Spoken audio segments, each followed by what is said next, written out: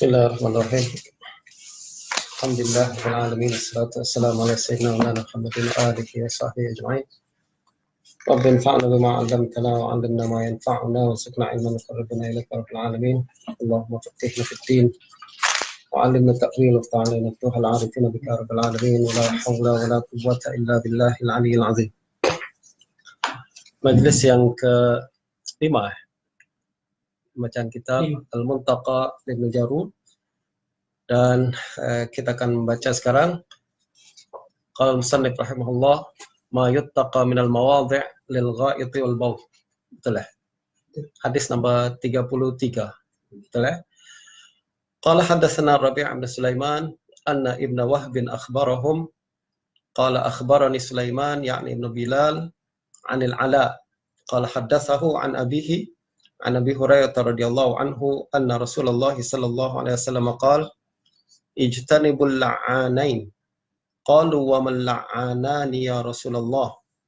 Qal alladhi yatabarrazu ala tariqin nas aw fi majlisi qaum. Qala haddatsana Abu Ja'far al-Makhrami Muhammad bin Abdullah ibn al-Mubarak qala haddatsana Mu'az ibn Hisham wa haddatsana Ishaq ibn Mansur qala haddatsana Mu'az qala haddatsani Abi an Qatadata an Abdullah ibn Sarjis radhiyallahu anhu anna Nabiyallah sallallahu alaihi wasallam qala la yabulanna ahadukum fil juhr. Hadha hadithu Ishaq. Wa zad qalu li Qatadah ma taqrahu min al-bawl fil juhr? Qala yuqal innaha masakinul jinn. Qala haddatsana Muhammad ibn Yahya ibn Yusuf qala betul. Qala haddatsana Abdul Razzaq qala haddatsana Ma'mar an Ash'ath an al-Hasan an Abdullah ibn al-Mughaffal radhiyallahu anhu annahu qala qala Rasulullah sallallahu alaihi wasallam la yabulanna ahadukum fi mustahammihi fa inna 'amatal waswasi min. Sekarang kita berbincang kenaan dengan ma yuttaqa minal mawadhi' lil gha'id wal baul, tempat-tempat yang dilarang dalam untuk melakukan buang air besar dan buang air kecil. Di sini Imam Ibnu Jarud menyebutkan 3 hadis. Tiga hadis. Yang pertama hadis daripada Abu Hurairah, yang kedua hadis daripada Abdullah bin Sarjis, dan yang ketiga daripada Abdullah bin Mughaffal. Nah, secara am tiga hadis ini berbincang tentang perkara yang sama tapi berbeza. Maknanya bincang tentang tempat-tempat yang dilarang untuk buang air besar dan buang air kecil. Akan tapi berbeza dengan dalam makna tempat-tempat yang dia sebutkan nih dia berkaitan satu sama lain, tapi bukan macam yang sebelumnya ada kaitan nasakh, betul tak? Ada kaitan ta'lil, betul tak? Lalu apa yang menghimpun 3 perkara ini adalah karena tema dia yang sama, bukan karena hubungan nasakh mansukh, hubungan taksis am atau ta'lil.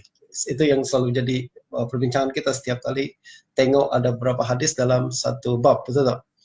Nah, so perbahasan kita taklah berat sangat macam yang semalam, analisis, tapi tetap penting kita analisis kandungan hadis dalam bab ini. Yang pertama hadis daripada Rabi' bin Sulaiman. Rabi' bin Sulaiman, tentuan kalau tengok ke kitab Rijal, dia akan ada 2 orang paling kurang. Pertama Rabi' bin Sulaiman Al-Jizi, dan yang kedua adalah Rabi' bin Sulaiman bin Kamil Al-Muradi Abu Muhammad.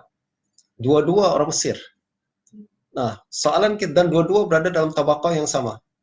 Dan dua-dua adalah murid Imam Syafi'i. Dan ini yang kemudian jadi kita, kalau walaupun kita merujuk ke kitab Rijal, kita akan ada kesukaran untuk melihat ini mana satu dia nih. Ini that's why kita perlu istilah ini adalah dalam hadis adalah muttafiq dan muftarik, sama tapi berbeza kan, sama tapi berbeza. Macam mana kita boleh tahu adalah kita boleh identify pertama dengan kemasyhuran tokoh tersebut. Dan apabila kita bincang tentang Rabi' bin Sulaiman, yang lebih masyhur adalah Rabi' bin Sulaiman Al-Muradi. Dia murid rapat Imam Syafi'i. Dia yang meriwayatkan pada kita sebagian besar kitab-kitab Imam Syafi'i yang terkandung dalam Kitabul Nah, Rabi' bin Sulaiman rapat sangat dengan Imam Syafi'i, dan dia nih ikut Imam Syafi'i kemana-mana, dan dia juga yang boleh kita sebut sebagai RA Imam Syafi'i lah kalau di di pensyarah di RA, maknanya dia selalu rapat dengan Imam Syafi'i. Dan walaupun Imam Syafi'i punya murid ramai, macam Al-Buaiti yang paling senior, yang paling alim, kemudian ada Al-Muzani juga yang paling alim, pandai dalam fiqh. Rabi kedudukannya macam mana? Kedudukannya dalam fiqh dia di bawah, tak macam Al-Muzani dan Al-Buaiti. Tapi kedudukan dia dalam hadis lebih tinggi daripada Muzani dan Al-Buaiti. Apa yang membezakan? Maknanya kalau dari segi perbincangan dalil, hujah, berdebat, munazarah dan lain-lain, dia dalam kelas taklah banyak menonjol sangat. Akan tapi dia yang paling menonjol adalah dia ketekunan dia dalam meriwayatkan pandangan-pandangan Imam Syafi'i dan kitab-kitab Imam Syafi'i. Imam Syafi'i pernah mengatakan Rabi' bin Sulaiman rawiyatu kutubi. Dia yang meriwayatkan semua kitab-kitab saya. Justru kalau bincang berkenaan dengan tarjih, takhrij, itu dalam perbincangan fiqh kan, ada tarjihat, ada takhrijat, maka takhrij dan fatwa yang dikeluarkan oleh Al-Buaiti dan Al-Muzani dia lebih kuat dari segi dalil. Jadi kalau kita nak tengok ini pandangan Al-Muzani dalam fiqh Syafi'i dan lain sebagainya, kita sebut dia punya takhrij, dia punya, kita sebut sebagai wajah dalam mazhab. Dia punya kekuatan dalil yang hebat dalam mazhab. Dan Rabi' tak ada. Tapi dia punya kelebihan dari periwayatan tuh. Dalam segi dari maknanya kalau kita nak tahu ucapan Imam Syafi'i yang mana, ucapan Imam Syafi'i yang detail, yang accurate, yang dobat, yang betul seperti mana yang disebutkan oleh Imam Syafi'i, hurufnya macam mana, kita kena rujuk pada Rabi'. So kita tengok perbezaan antara seorang yang fokus dalam fiqh, seorang yang fokus dalam hadis. Nah, Rabi' bin Sulaiman bukan bermakna semua hadis, semua kitab yang dia riwayatkan daripada Imam Syafi'i didapatkan dengan sama. Dia kadang tak hadir kelas, bukan karena dia malas tapi kadang dia tak hadir kelas sebab Imam Syafi'i suruh dia pergi ke mana untuk beli barang atau apa kan. Sebab semua urusan rumah Imam Syafi'i diurus oleh Rabi' bin Sulaiman. Dan sayangnya Imam Syafi'i kepada Rabi', antara Imam Syafi'i dan Rabi' umur dia jauh lah. Jadi Imam Syafi'i dalam 40-an macam itu, dan Rabi' dalam usia belasan 20-an macam itu. Justru dia pun menikah ketika Imam Syafi'i ada di Mesir. Imam Syafi'i pernah mengatakan kepada Rabi' bin Sulaiman, dia katakan, "Lau amkanani an ut'imaka al-ilm la at'amtuk." Kalau boleh saya suapkan awak ilmu, saya akan suap pada awak. Sebab sayangnya dia kepada Rabi'. Jadi sayangnya dia kepada Rabi' nampak macam anak sendiri. Dia akan katakan, kalau boleh saya suap pada awak ni ilmu, jadi tak payah pikir, tak payah hafal, makan aja. Bagus kan kalau kita cari satu suplemen yang satu suplemen ni kalau makan ni terus Taqribut Tahzib hafal semua, kemudian Sahih Bukhari hafal semua, senang kan. Tapi sayangnya tak ada yang betul contoh. Nah, Imam Syafi'i pernah katakan macam itu, menunjukkan bahwa dia sayangnya kepada Rabi' bin Sulaiman. Nah, Rabi' bin Sulaiman sebelum dia jumpa dengan Imam Syafi'i, dia sudah mengaji kepada orang lain. Sebab Imam Syafi'i sampai ke Mesir pada tahun 200 Hijrah dan tinggal di Mesir cuma 4 tahun saja. Kemudian meninggal dunia, betul tak? Nah, Rabi' bin Sulaiman memang duduk di Mesir. Sebelum Imam Syafi'i berhijrah ke Mesir, dia sudah mengaji ke ulama-ulama yang ada di Mesir. Salah seorangnya seorang ulama yang sangat hebat di Mesir, bernama Abdullah bin Wahab yang ini sekarang. Anna ibn Wahbin akhbarahum. Maknanya, Ibn Wahab telah memberitahu dia, dan ramai murid-murid yang lain. That's why disebut akhbarahum. Dia bukan hadir seorang diri saja dalam kelas, ramai. Nah, Ibn Wahab ini adalah Abdullah bin Wahab, ahli hadis dan fiqh terbesar di Mesir selepas Lais ibn Sa'ad. Jadi di Mesir kita nanti akan kenal Lais ibn Sa'ad yang seangkatan dengan Imam Malik. yang ilmu dia macam ilmu Imam Malik. Bahkan Imam Syafi'i mengatakan Lais ibn Sa'ad afqah min Malik. Dia lebih faqih daripada Malik. Cuma sayangnya Malik lebih terkenal daripada Lais. Kenapa dia boleh terkenal? Sebab kata Imam Syafi'i, lahu ashab yaqumuna bihi. Dia punya murid-murid ramai dan dedicated yang siap untuk selalu record apa yang dia cakap. Kalau dia ceramah selalu ada video ambil, lalu upload ke Facebook, upload ke YouTube dan lain sebagainya. Banyak yang sebarkan ilmu Malik. Sementara Imam Lais ibn Sa'ad dia kurang mendapatkan sorotan seperti Imam Malik, sehingga bukan karena ilmu dia kurang daripada Imam Malik. Kata Imam Syafi'i afqah min Malik, dia lebih faqih. Cuma karena sorotan media tu kurang kepada Imam Malik. Dan perkara ni menunjukkan pada kita ramai sebenarnya ulama-ulama dulu yang hebat, punya mazhab sendiri, punya ijtihad yang fantastik, tapi tak membentuk satu mazhab macam 4 mazhab yang kita kenal hari ini. Kenapa? Bukan karena keilmuan mereka kurang, tapi kurang karena faktor-faktor eksternal yang membuat perkara itu tidak berkembang. Dan tentulah faktor yang paling tinggi adalah Allah tentukan atau tak tentukan itu. Allah pilih atau tak pilih. Tapi secara teknikalnya adalah kata Imam Syafi'i lahu ashabun yaqumuna bihi. Dia punya ashab, punya kawan-kawan, punya followers, ada orang yang infak kamera, ada yang ada yang kasih wifi free dan lain sebagainya. Jadi dia lebih mendapat perhatian, bukan karena keilmuan dia lebih hebat daripada yang lain. Apalagi pada zaman sekarang apabila teknologi sudah sangat maju, kita tak boleh melihat seolah-olah orang itu hebat karena coverage, right? Banyak. Dan kita akan nampak lebih ramai ulama yang sangat hebat di luar sana yang tak ada di dalam Facebook nih, betul tak? Yang kalau dia meninggal baru jutaan orang nampak hadir. Waktu dia tak macam kita nampak semua di alam maya saja. Anyway, ini Ibn Wahab. Hebatnya Ibn Wahab, kalau ada masa nanti kita akan bincang semula dalam tempat yang lain. Setakat saya nak sebutkan key figures dalam ilmu hadis ni, yang mana kalau esok kita jumpa lagi, kita dah tak tertanya-tanya siapa orang ni dan apa status dhabt dia dan lain sebagainya. Qala akhbarani Sulaiman, yakni Ibn Bilal.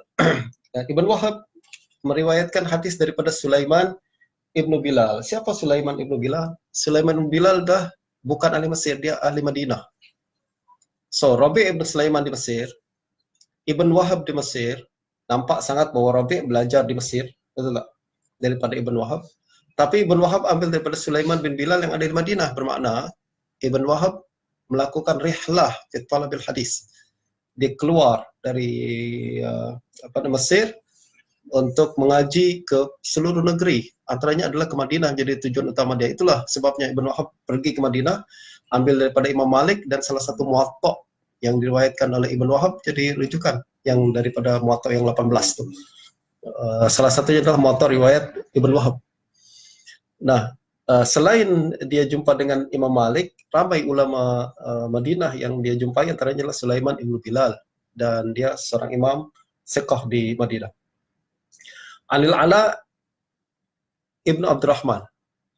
Ala ini adalah Ala Ibn Abdurrahman an abihi an Abi Hurairah, adalah satu susunan silsilah sanad yang sangat masyhur. Ala bin Abdurrahman an Abi Hurairah, dia mencukupi syarat sahih Muslim, akan tapi Bukhari tak masukkan Ala bin Abdurrahman an Abihi an Jaddihi.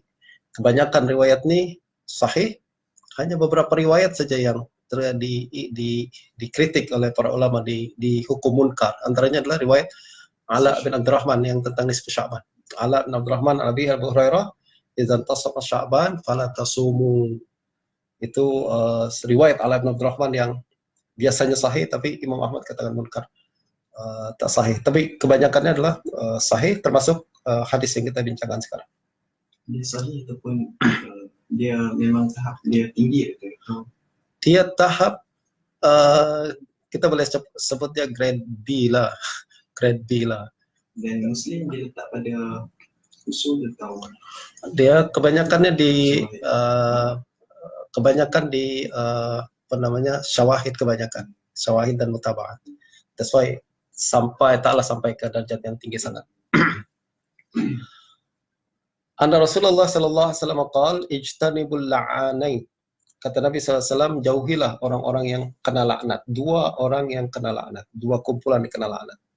Qalu wa man la'anani ya Rasulullah. Mereka bertanya, wahai Rasulullah, siapakah dua kumpulan tersebut? Baginda bersabda, allazi yatabarrazu ala tariqin nas. Au fi majalisi qaum. Au fi majalisihim. Allazi yatabarraz adalah buang air. Buras itu adalah buang air. Itu orang yang buang air ala tariqin nas, di tengah jalan, orang lalu lalang, itulah dia buang air di situ, tepi jalan, di tempat laluan orang lain. Dan itu kata Nabi termasuk la'anain, kena laknat. Apa laknat Allah Subhanahu wa taala ke? Kalau laknat Allah maknanya dosa besar gitu. Ataukah ini dikira bukan dosa besar macam syirik, kufur dan lain? Para ulama mengatakan maksudnya adalah kena laknat daripada orang ramai. Tentulah dimaki-maki, ini siapa buang air di sini. Jadi kena maki, maksudnya ini orang yang dimaki-maki orang ramai. Walaupun dosa, perkara ini dosa, tapi kita kena proporsional, tengok dia bukan suatu dosa yang dikira sebagai laknat macam Allah melaknat minum khamar, arak, zina dan lain sebagainya. Au fi majlisi qaum, atau di orang yang buang air di majlis kaum, tempat perhimpunan manusia, termasuk di taxi stand, termasuk di bus stop, termasuk di tempat-tempat yang orang menjadi tempat menunggu, kawasan menunggu. Itu termasuk dua perkara yang dilaknat orang ramai, tentulah sebab tempat orang kumpul lah. Apa hukum dia? Tentulah dosa karena mengganggu public space, public property, dan ini juga menunjukkan akhlak yang sangat buruk apabila buang air tak dijaga dan ambil tempat-tempat tertentu. Ini yang pertama. Yang kedua, qala haddatsana Abu Ja'far Al-Makhrami Muhammad bin Abdullah bin Al-Mubarak qala haddatsana Muaz ibn Hisham wa haddatsana Ishaq ibn Mansur qala haddatsana Muaz qala haddatsani abi an Qatadah an Abdullah ibn Sarjis radhiyallahu anhu. Jadi ada dua sanad. Pertama daripada Abu Ja'far, yang kedua daripada Ishaq bin Mansur. Ishaq bin Mansur kita pernah bincang dia kan. Dia adalah Al-Kausaj. Al-Kausaj maknanya dia punya janggut cuma di sini aja, tak ada tepi-tepi dia. Ishaq bin Mansur meriwayatkan hadis daripada Muaz.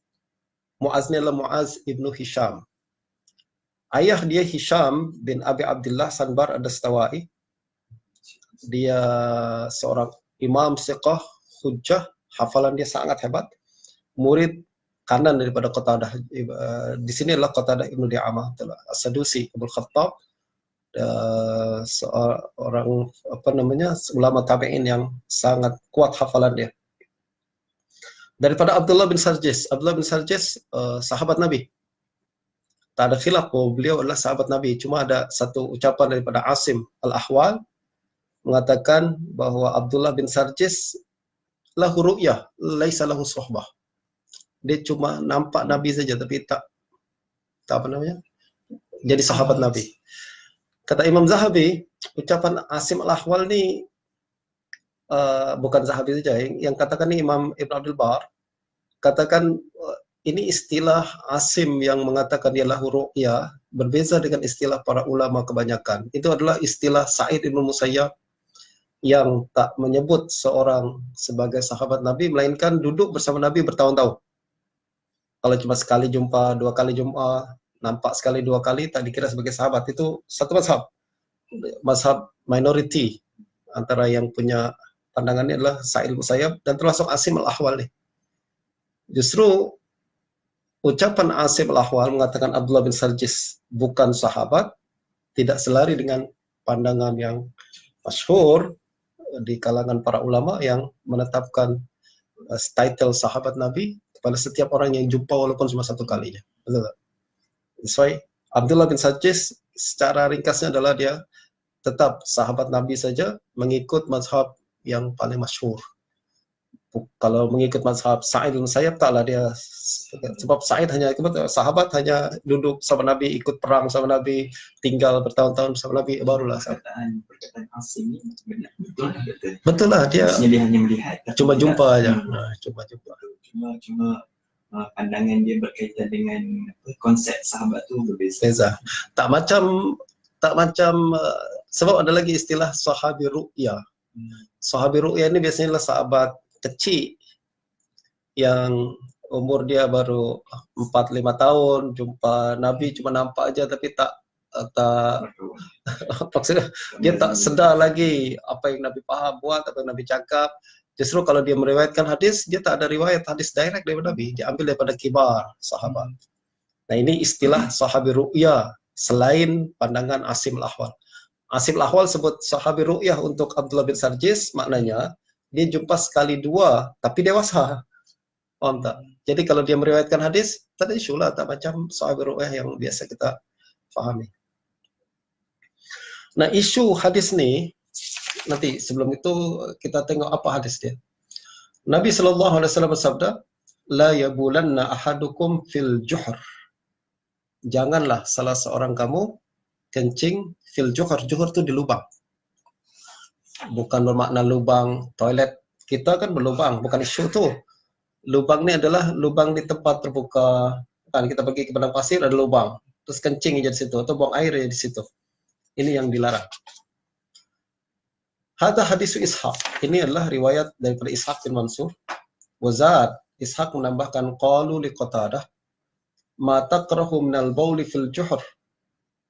Kenapa kencing di lubang tidak disukai, dilarang? Qal yuqalu innaha masakinul jin. Sebab dikatakan bahwa lubang itu adalah tempat jin, tempat tinggal jin. Ini adalah ucapan Qatadah, bukan ucapan Nabi, dan Qatadah pun tak riwayatkan daripada Nabi, dia cuma katakan yuqalu, betul tak? Maknanya orang ramai kata bahwa lubang itu adalah tempat tinggal jin. Dan jin yang dimaksud di sini apa? Jin dia boleh jadi makhluk spiritual tu. Boleh juga jin adalah ular, betul tak? That's why larangan untuk buang air di lubang terbuka di open space ni mau tu menjaga keselamatan kita. Tak ada kena-mengena dengan keagamaan, makhluk halus dan sebagainya, tapi untuk menjaga keselamatan kita, adab, gitu tak? Justru kalaupun larangan ini dilanggar, dia bukanlah sebuah dosa besar, tapi suatu dosa pelanggaran adab kesopanan atau pelanggaran sesuatu yang membawa kemudaratan pada diri sendiri. Nah, itu secara am. Kita tengok dari segi teknikal hadis dia. Apa isu hadis ini? Apa isu hadis ini? Kalau kita tengok ke pandangan Syekh Abu Ishaq Huwaini dalam takhrij, beliau mengatakan isnaduhu dhaif. Hadis ini lemah. Kenapa hadis ini lemah? Dia kemudian biasa menyalahkan Imam Hakim sahihun. Imam Hakim mengatakan sahih ala syarti syaikhain wa wafaqahu Zahabi. Qultu wa ajaba. Hairan. Kaifa hadza wa qad zakaru anna Qatadah lam yasma' min Abdullah bin Sarjis. Beliau mempermasalahkan, beliau melemahkan hadis ini karena pertama Qatadah tak mendengar daripada Abdullah bin Sarjis. Actually tuan-tuan, adakah Qatadah mendengar daripada Abdullah bin Sarjis atau tak? Khilaf panjang. Khilaf yang sangat panjang. Imam Ahmad pernah ditanya, ini riwayat daripada Abu Hatim dalam Marasil, Ibn Abi Hatim dalam Marasil, apakah Qatadah mendengar daripada salah seorang sahabat Nabi? Ada tak sahabat Nabi yang dia dengar? Tak. Dia katakan tak, melainkan Anas saja. Jadi Qatadah kalau riwayatkan pada Anas sambung. Tapi kalau sahabat yang lain tak. Lalu ditanya, Fa Ibnu Sarjis? Ibnu Sarjis macam mana? Abdullah bin Sarjis? Fa ka'annahu lam yarahu sama'an. Kata Imam Ahmad, beliau seolah-olah tak menetapkan bahwa Qatadah mendengar daripada Abdullah bin Sarjis. Ini riwayat daripada Ibn Abi Hatim. Kalau kita pergi lagi kitab Imam Ahmad, banyak sekarang sudah matbu'an. Antaranya Al-Ilal wa Ma'rifatul Rijal, riwayat daripada Abdullah bin Ahmad, ada juga riwayat daripada Al-Maimuni, riwayat daripada Abu Bakar Al-Asram, dan banyak-banyak. Kita akan dapati banyak riwayat Imam Ahmad yang seolah menetapkan dia Qatadah mendengar daripada Abdullah bin Sarjis. Antara di Ilal Ma'rifatul Rijal. Apabila ditanya, adakah Qatadah mendengar daripada Abdullah bin Sarjis? Imam Ahmad katakan na'am. Ya, dia dengar. Sebab Abdullah bin Sarjis, Asim bin Ahwal pun dengar daripada Abdullah bin Sarjis. Apalagi Qatadah berarti. Ini pandangan Imam Ahmad. Dan antara yang menyebutkan Qatadah dengar daripada Abdullah bin Sarjis adalah Abu Zur'ah. Beliau katakan, ya dengar. Tapi tak dinafikan, ramai ulama lain mengatakan Qatadah tak dengar daripada Abdullah bin Sarjis.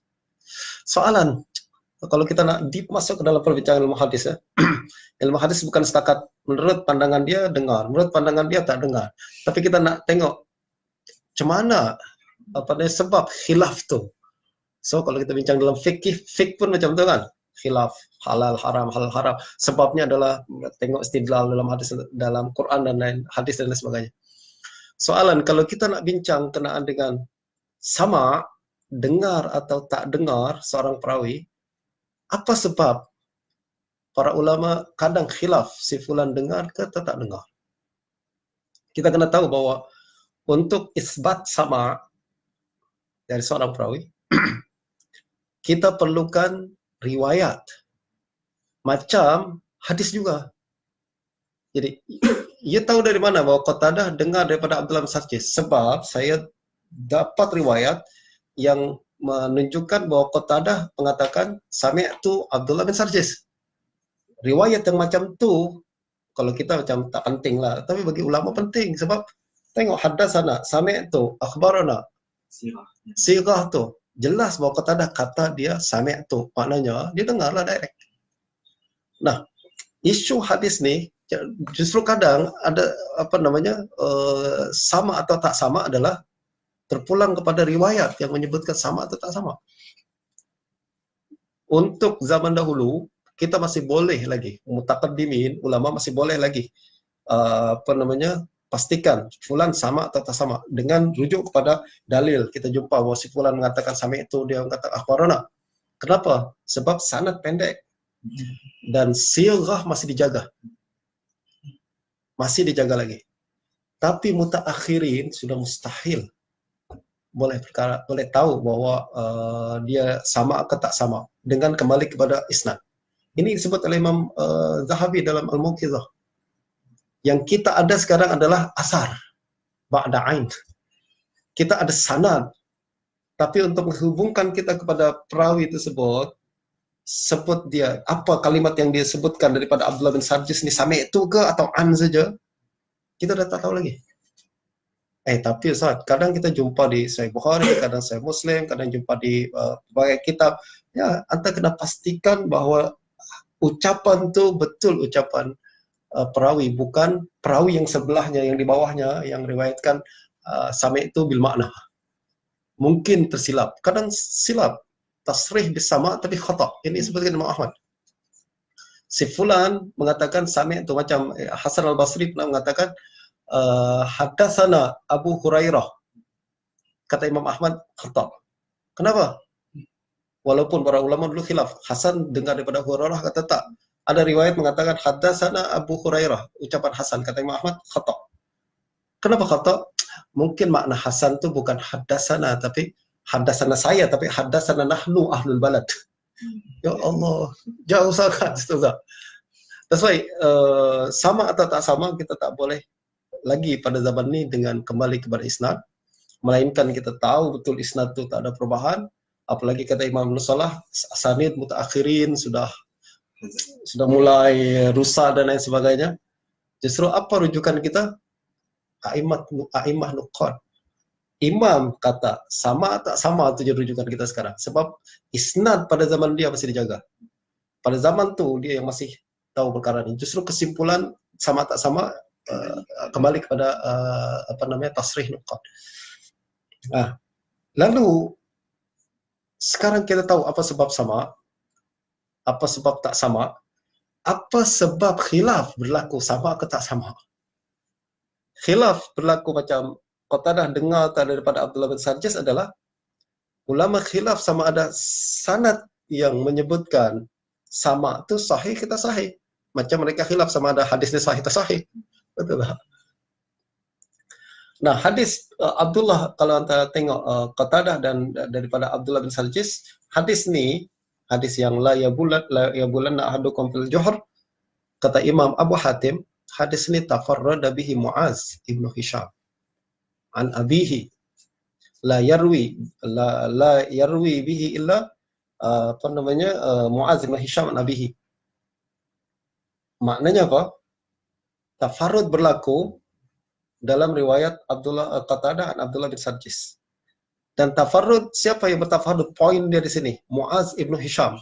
Kalau yang tafarrud Qatadah saya masih boleh terima lagi, muhtamal. Ya kan? Yuhtamal. Tapi kalau tafarrud Muaz ibnu Hisham tabaqah di belakang, apabila hadis sudah masyhur, ini yang sama ada. Kita terima ke tak terima? Sama ada betul ke tak betul? Dan ini yang menjadi perbincangan sehingga Imam Ahmad sendiri punya dua riwayat. Dia katakan sama dalam satu riwayat, dikatakan tak sama dalam riwayat yang lain. Nah, akan tapi kalau kita rujuk pada pandangan Syekh Abu Ishaq Huwaini, kita akan nampak bahwa tafarrud itu hilang dalam peredaran. Tak pernah sebut pun dia tafarrud sepulang. Betul tak?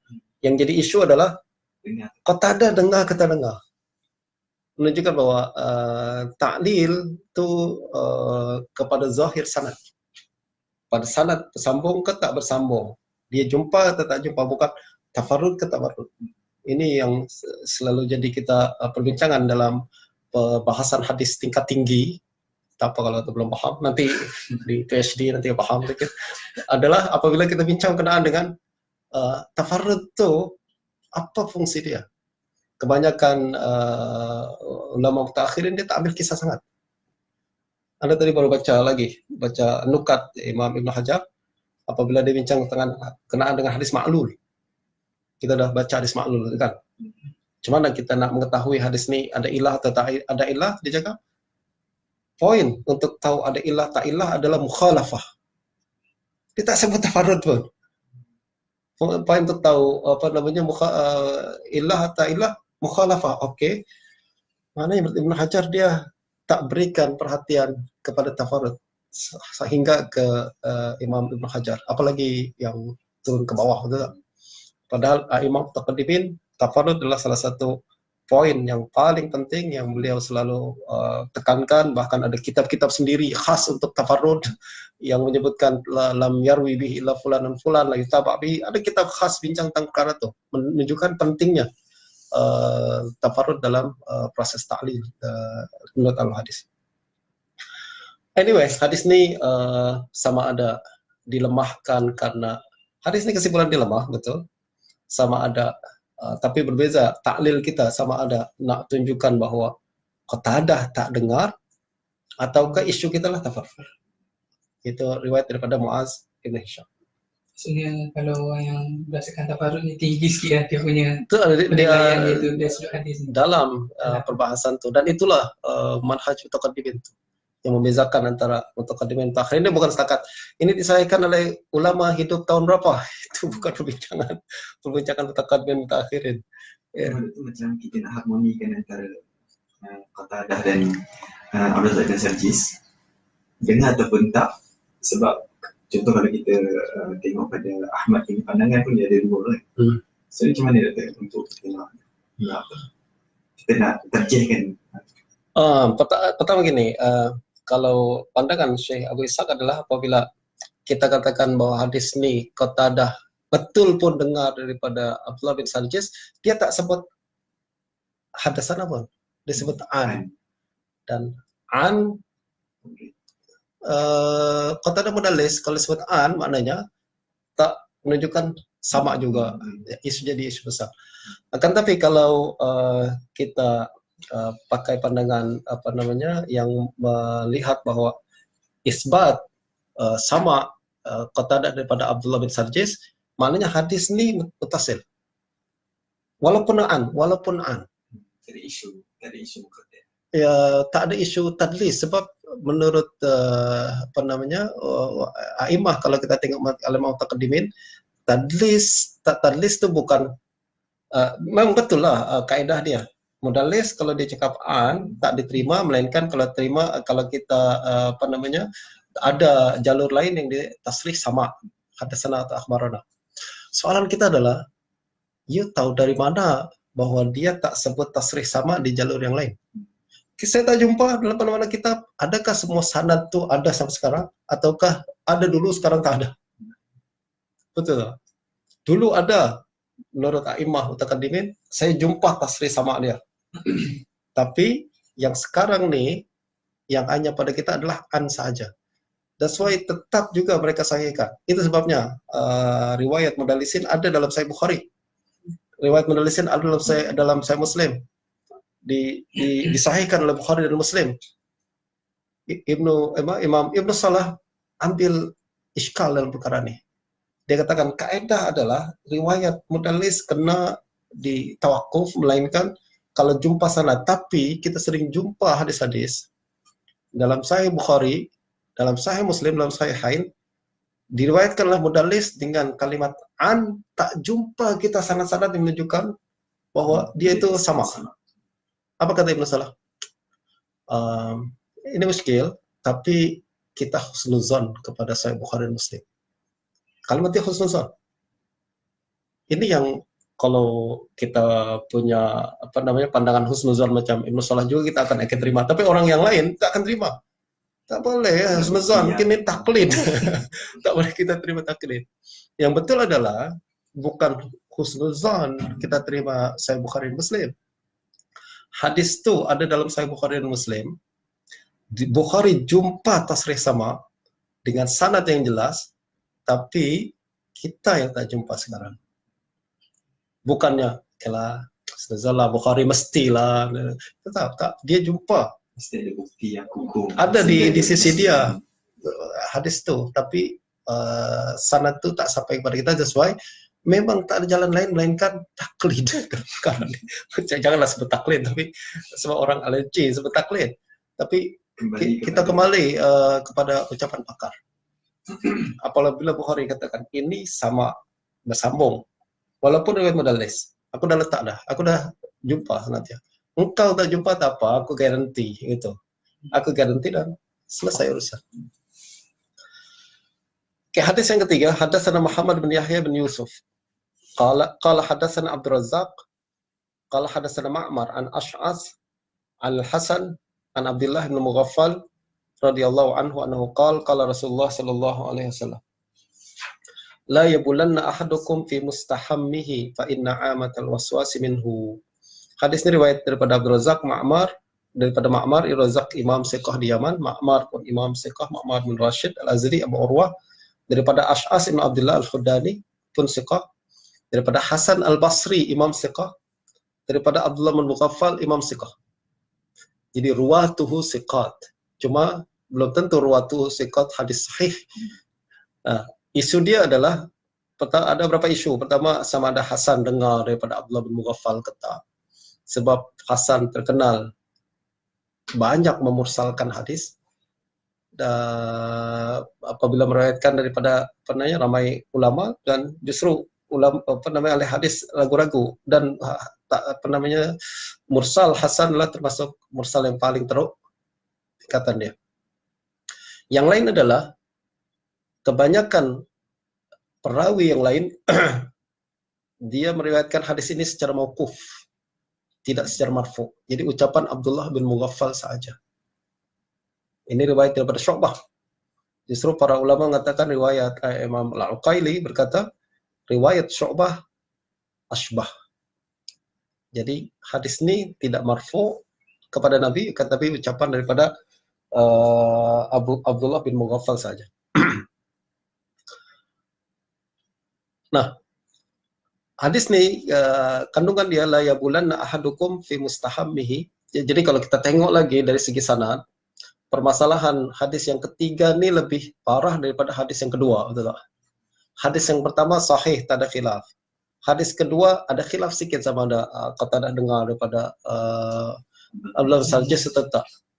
Tapi yang ketiga nih mukhalafah berlaku, sama ada riwayat marfu ataupun riwayat mauquf. Nampak susunan tuh cantik. Walaupun bincang tentang aspek yang berbeza, walaupun topik yang sama, tetapi susunan dia mengikut kesahihan. Yang paling sahih diletak di awal, diikuti yang kurang sahih sikit, tambahkan dengan di last adalah yang lemah, diletakkan paling akhir. Beza kalau dia nak bincang kenaan dengan taklil kan. Taklil dia nak permasalahkan satu hadis, ilahkan dia akan letak yang bermasalah depan, yang apa namanya, yang mu'tamad di belakang. Ketiga kalau dia nak bincang mansuh, nasakh dan mansuh, yang mansuh di awal, nasikh di belakang. Nah begitu, tapi kalau bincang kenaan dengan topik yang berbeza-beza, tak berkaitan satu sama lain, ya kan, macam tempat-tempat yang dilarang untuk buang air besar, buang air kecil.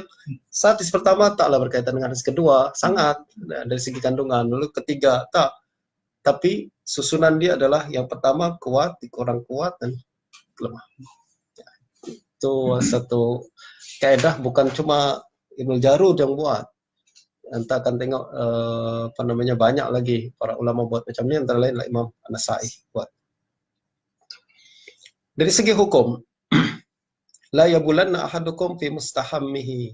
Janganlah salah seorang kamu kencing di mustaham. Mustaham itu mughtasal, tempat mandi. Maknanya jangan kencing di tempat mandi.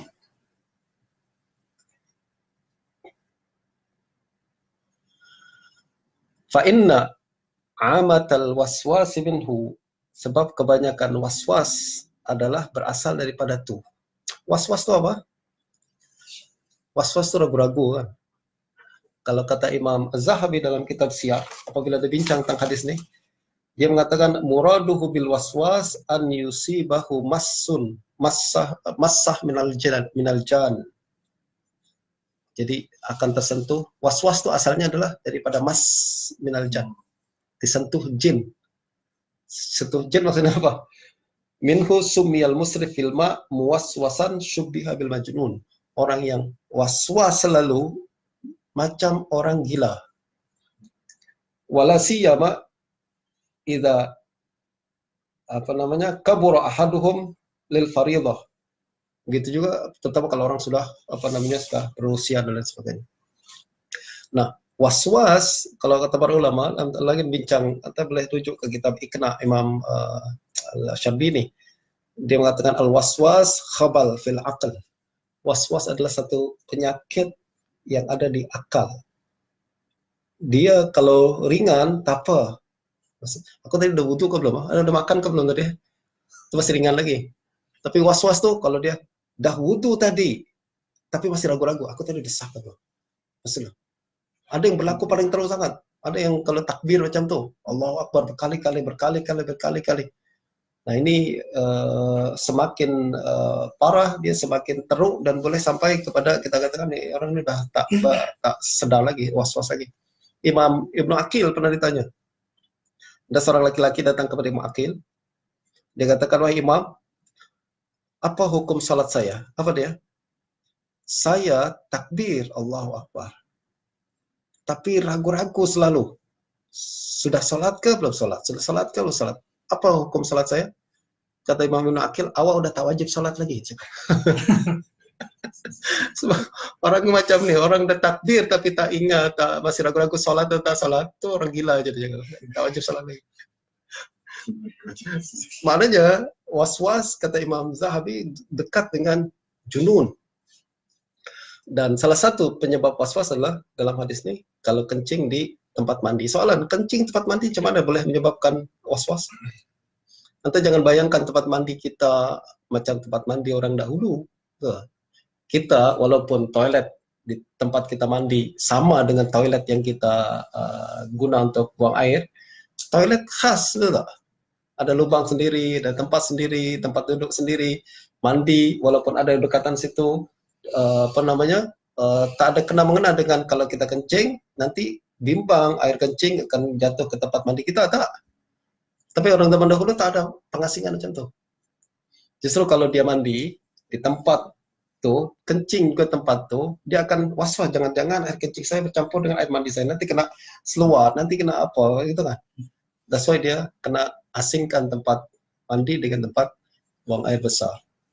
Setengah tempat Anda masih nampak, ada orang yang asingkan tempat mandi dengan tempat buang air besar.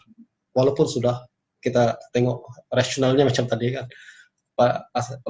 Asalnya adalah macam perbezaan tempat mandi dengan kita dengan tempat lain. Hadis yang berikutnya, ar-rukhsah fil bauli qa'iman wa qurban nas.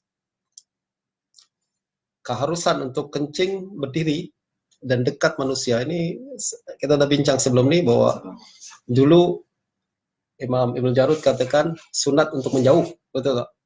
Tapi di sini mengatakan qurban nas, boleh kencing dekat manusia. Maknanya kalau buang air besar menjauh, kalau kencing boleh mendekat. Hadatsana Ali bin Khashrab, qala hadatsana Isa ibnu Yunus anil A'mash. Isa ibnu Yunus inilah Isa ibnu Yunus bin Abi Ishaq As-Sabi'i. Atuk dia imam besar di Kufah, Abu Ishaq, sakata dengan Al-A'mash.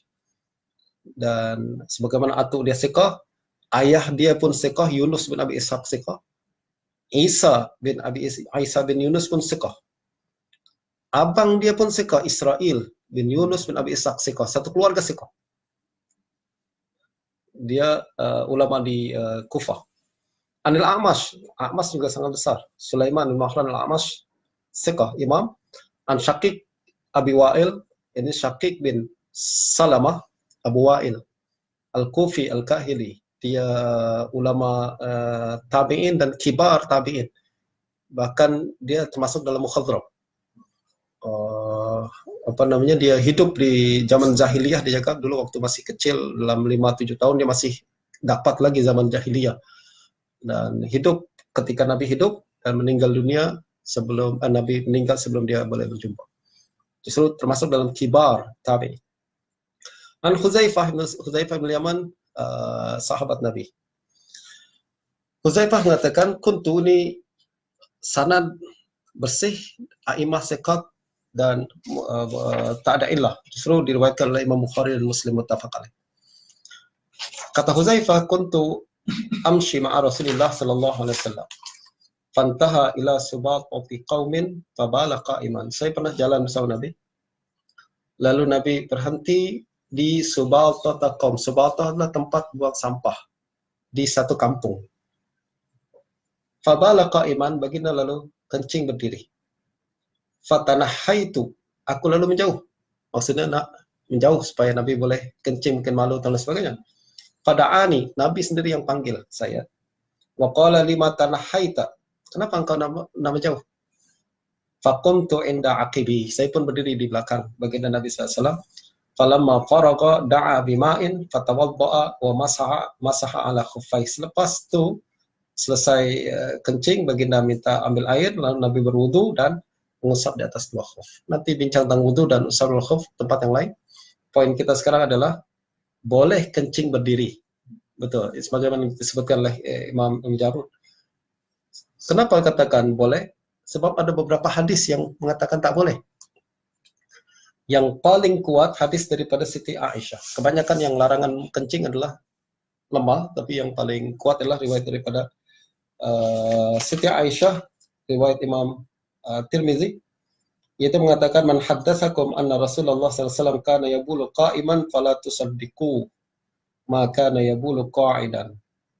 Kalau ada orang bagi tahu baginda kencing berdiri, jangan percaya, sebab baginda selalu kencing duduk. Kata Imam Tirmidzi, hadis Aisyah ahsanu syai' fi hadzal bab wa asah. Ini yang paling hasan sahih, itu adalah riwayat Imam Siti Aisyah.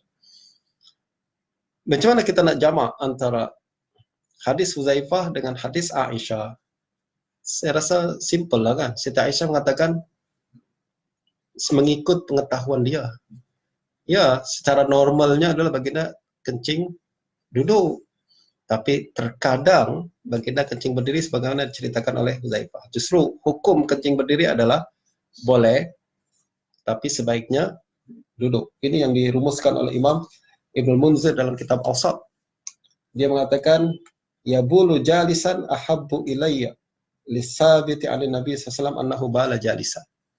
Kencing duduk lebih saya sukai sebab hadis sahih confirm daripada Nabi adalah baginda duduk. Wali anna ahlal ilm la yakhtalifuna fih. Juga ulama tak ada khilaf keharusan kencing berdiri, kencing duduk. Wala anha minal bauli qa'iman li subuti hadis Huzaifah. Tapi saya tak katakan haram, tak katakan larang kencing sampai berdiri karena hadis Huzaifah sahih. Jadi jamak dia adalah boleh sekali-sekala, tapi sebaiknya kencing biasakan dia dalam keadaan duduk. Oke, hadis yang terakhir sebelum kita beredar pada petang hari ini adalah karahiyatut taslim ala man yabul. Ada dua hadis dan hadis ini menarik, itu sebabnya saya rasa macam kena baca juga sebab penting untuk kita faham macam mana manhaj Ibnu Jarud. Beliau mengatakan qala haddatsana Muhammad ibnu Yahya qala haddatsana Abdullah ibnu Raja qala haddatsana Sa'id yakni ibnu Salamah qala haddatsana Abu Bakr huwa ibnu Umar ibnu Abdurrahman ibnu Abdullah ibnu Umar bin Khattab an Nafi'in an Abdullah ibnu Umar radhiyallahu anhuma anna rajulan marra bi Rasulillah sallallahu alaihi wasallam wa huwa yuhriqul ma' fasallama alaihi ar-rajul faradda alaihi Rasulullah sallallahu alaihi wasallam thumma qala idza ra'aitani hakadha fala tusallim alayya fa innaka in taf'al fala aruddu alayka salam. Qala haddatsana Muhammad ibn Yahya qala haddatsana Qabisah wa Muhammad ibn Yusuf qala haddatsana Sufyan an ad-Dhahhak ibn Utsman an Nafi'in an Ibn Umar radhiyallahu anhuma annahu qala marra rajulun 'ala an-nabi sallallahu alaihi wasallam wa huwa yabul fasallama alaihi falam yarudda alaihi. Bab berkenaan dengan larangan mengucapkan salam kepada orang yang tengah kencing. Dalam bab ni ada dua hadis. Hadis pertama riwayat daripada dua-dua riwayat daripada Abdullah bin Umar. Betul tak? Dan menariknya lagi adalah dua-dua riwayat daripada Nafi' an Abdullah bin Umar. Cuma hadis yang pertama riwayat dari Abu Bakar bin Umar bin Abdurrahman bin Abdullah bin Umar bin Khattab an Nafi'. Hadis yang kedua riwayat daripada Dhahhak ibn Utsman an Nafi'. Maknanya madar isnad sama, Nafi', tapi kandungan berbeza. Hadis yang pertama, anna rajulan marra bi Rasulillah sallallahu alaihi wasallam wa huwa yuhriqul ma', seorang laki-laki berjalan, Rasulullah tengah buang air. Fasallama alaihi rajul, orang itu kemudian mengucapkan salam kepada baginda Nabi. Faradda alaihi Rasulullah sallallahu alaihi wasallam, Nabi jawab salam dia. Maknanya hadis pertama menunjukkan apa? Nabi tengah buang air kecil, lalu orang salam, Nabi jawab. Betul tak? Hadis yang kedua riwayat daripada Dhahhak bin Utsman an-Nafi' an Ibn Umar, marra rajulun 'ala Nabi sallallahu alaihi wasallam wa yabul, ada laki-laki berlalu Nabi tengah kencing, fasallama alaihi falam yarudda alaihi. Dia mengucapkan salam pada Nabi, Nabi tak jawab salam dia. Berbezakah atau tak berbeza? Berbeza kan? Isu dia adalah, ada Imam Ibnu Qattan berkata macam ni, mungkin ini kes yang berbeza. Pernah Nabi kencing, ada orang salam kepada Nabi, Nabi jawab. Pernah pada kes yang lain, Nabi buang air kecil, orang cap salam pada Nabi, Nabi tak jawab. Ini kes yang berbeza. Mustahil perkara itu boleh berlaku. Kenapa? Madar isnad sama. Nafi' an Ibn Umar. Maknanya, hadis ini adalah hadis yang sama. Justru perbezaan macam ni adalah illah. Yang betul Nabi jawab, kita jawab. Betul tak? Illah ni bukan illah di sanad, tapi illah di matan. Ini sebabnya pentingnya ulama hadis tengok, teliti dia. Madar isnad sama dari dapat Nafi' dan Ibn Umar, tak ada kemungkinan dua ta'addud hawadis, ta'addud waqi'at. Menunjukkan ini berlaku dalam kes yang berbeza. Bukan. Ini kes yang sama. Perbezaan sama ada jawab tak jawab menunjukkan salah satunya silap. Dan tadi kita jaga apa? Kalau ada dua hadis dalam satu bab, lalu Imam Ibnul Jarud selalu dahulukan yang silap dan akhirkan yang mu'tamad, betul tak? So kesimpulannya, teori itu betul ke tak betul? Teorinya betul. Menurut saya lah. Betul. Yang betul adalah hadis yang kedua. Mana yang betul apa? Nabi salam, Nabi tengah buang air kecil, orang salam, Nabi tak jawab. Hadis yang meriwayatkan bahawa Nabi jawab, khata'. Maklul. Salah. Tahu dari mana? Bukan daripada susunan, tapi tengok daripada rijal dia. Pertama, tuan-tuan, hadis yang pertama nih, yang kita katakan silap, riwayat daripada siapa? Abu Bakar bin Umar bin Abdurrahman bin Abdullah bin Khattab. Sebelum itu, hadatsana Muhammad bin Yahya siqah, Abdullah bin Raja pun siqah. Qala hadatsana Sa'id bin Abi Salamah. Sa'id bin Salamah ni agak lemah sikit. Dia suka khata', sering meriwayatkan hadis salah, waham. Dan Abu Bakar, walaupun dia siqah, sanad dia dalam hal ini bertentangan dengan orang yang lebih siqah daripada dia. Hadis yang kedua. Hadis yang kedua riwayat daripada siapa? Pertama Muhammad bin Yahya, imam siqah. Riwayat qala hadatsana Qabisah bin Zu'aib, imam siqah di Kufah. Wa Muhammad bin Yusuf al-Bikandi, imam siqah di Kufah. Qala hadatsana Sufyan. Siapa lebih siqah daripada Sufyan As-Sawri? Banding daripada sanad yang pertama, betul tak? Sa'id bin Salamah ada isu. Di sini Sufyan an-Dhahhak. Dhahhak pun siqah. An-Nafi' dan Ibn Umar. Justru kalau kita nak timbang dua riwayat ni, you nak tarjih mana satu? Riwayat daripada Sa'id bin Salamah an Abu Bakar bin Umar, ataukah riwayat daripada Sufyan an-Dhahhak bin Utsman? Orang yang belum tahu rijal dah sama aja tak tahu apa.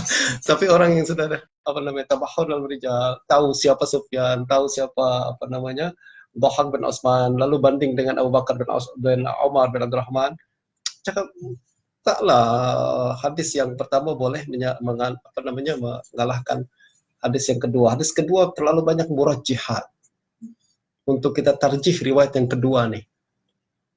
Dan that's why dalam ilal, salah satu poin yang kita kena perhatikanlah apa?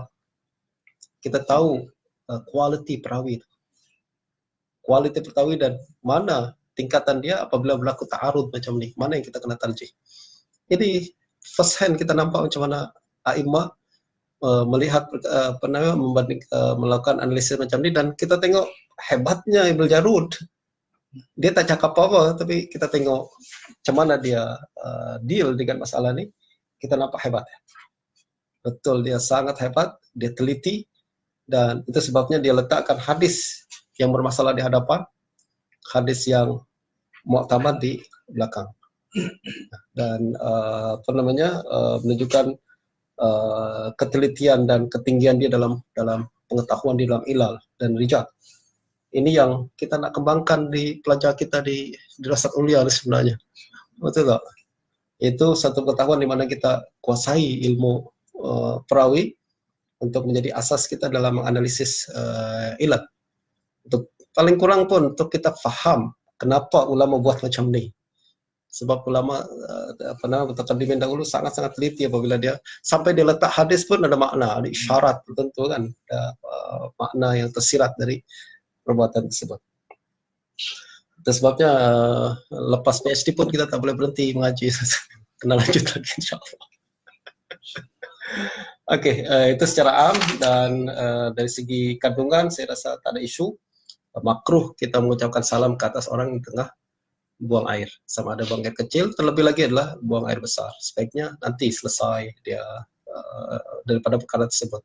Dan makruh juga kita menyebut nama Allah Subhanahu wa taala ketika buang air besar, buang air kecil. Oke, sallallahu alaihi Muhammadin wa alihi wasallam ajmain. Assalamualaikum warahmatullahi wabarakatuh. Ustaz, kencing berdiri ini makruh.